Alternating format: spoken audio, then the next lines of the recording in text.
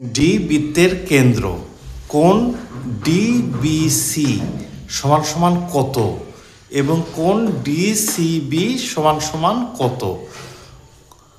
কোণ ডির মান দেওয়া আছে 120 ডিগ্রি। আমরা জানি ত্রিভুজের তিন কোণের সমষ্টি 180 ডিগ্রি। ধরি কোণ বি সমান সমান এক্স এবং কোণ সি সমান সমান এক্স।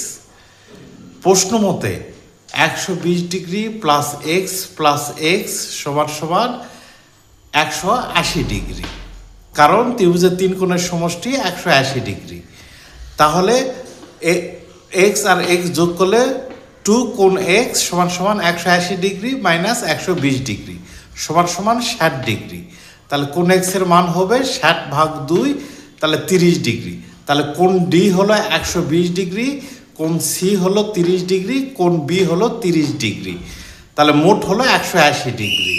তাহলে কোণ ডি বি সি সমান সমান 30 ডিগ্রি এবং কোণ ডি সি বি সমান সমান 30 ডিগ্রি।